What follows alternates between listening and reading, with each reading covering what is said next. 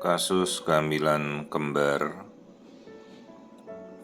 non-identik yang seharusnya menjadi kembar yang paling aman dengan segala resiko yang paling minim.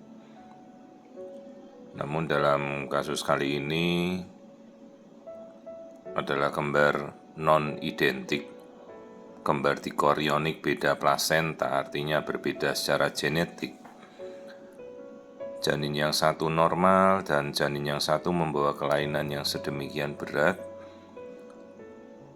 yaitu dengan tanpa tempurung batok kepala atau akrania atau anencefali ya.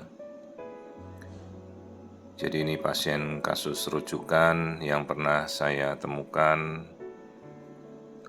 di mana bayinya kembar dengan salah satu janinnya anencefali,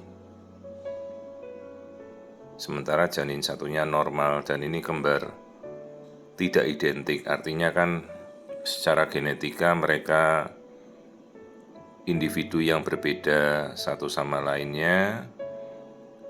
Dan ya memang di sini kan memang kita membuktikan tidak seluruhnya karena asam folat atau defisiensi asam folat. Ada banyak faktor yang masih kita belum ketahui menjadi penyebab dari akrania. Karena kalau memang logikanya asam folat, bisa saja pada masa pembentukan embrio yang satu mungkin kelainan, tapi logikanya kan pasti akan terjadi pada kedua kasus. Sementara ini janin yang satunya normal, satunya akrania atau anencefali.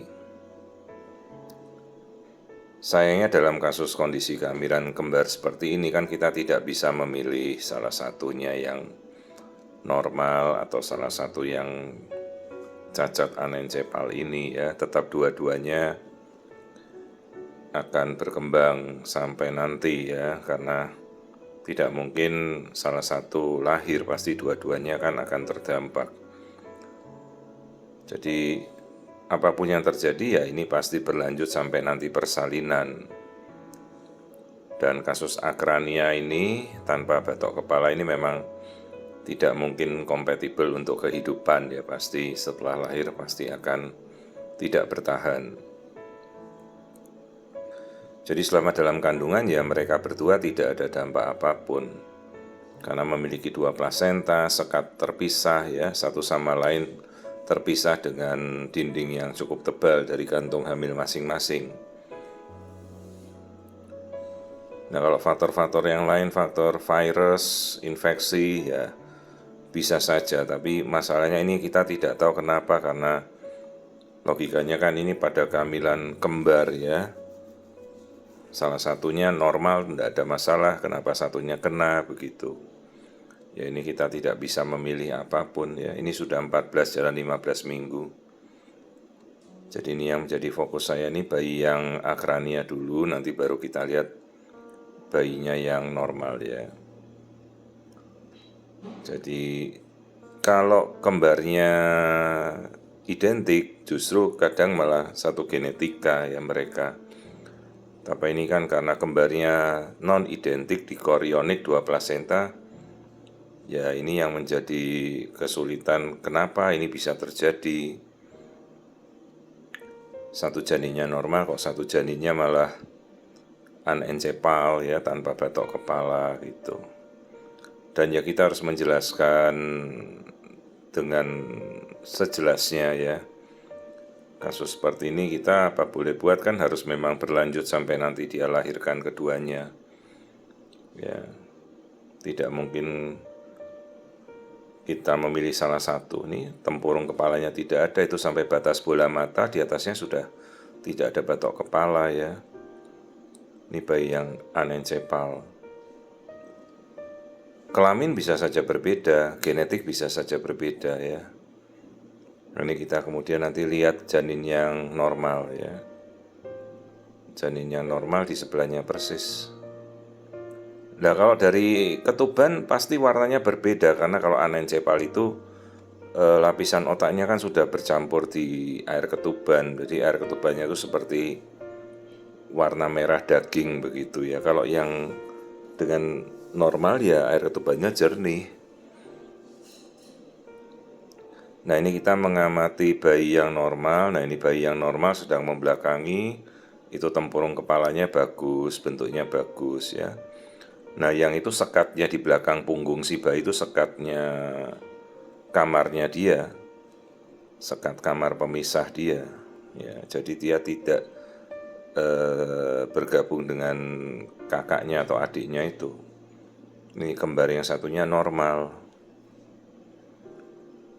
ya. Jadi kasus-kasus seperti ini, kasus di mana salah satu janin cacat berat itu ya bisa saja terjadi, tapi jarang sekali ya. Itulah susahnya, kadang-kadang kita tidak tahu apakah memang terserang infeksi salah satu janinnya atau apa gitu, atau memang murni kegagalan. Nah, ini janinnya cowok, ini yang laki, ini satunya. Apa karena memang kegagalan murni pembentukan proses embriologinya, dia tidak bisa menutup tempurung kepala gitu. Ini sekatnya, pemisahnya. Kedua kamarnya sekatnya tebal ya. Jadi kembar dikorionik, diamniotik, 2 plasenta, 2 selaput ketuban. Jelas genetiknya berbeda. Nah, ini kita ukur yang satunya panjangnya, ini kepalanya tadi. Nah, ini udah 17 weeks, 17 minggu. Satunya tadi bayi laki-laki, satunya saya belum bisa memastikan, ini kasus rujukan, jadi bukan pasien dari awal ke saya. Dan ya memang follow up-nya saya tidak tahu lagi kasusnya, karena mungkin dari luar kota ya ini. Kadang itu pasien datang tanpa dirujuk, banyak kasus seperti itu, dan ya inilah yang terjadi. Saya jelaskan apa adanya ya. Dan memang kita harus bersiap dengan kondisi seperti ini, kondisi terburuk.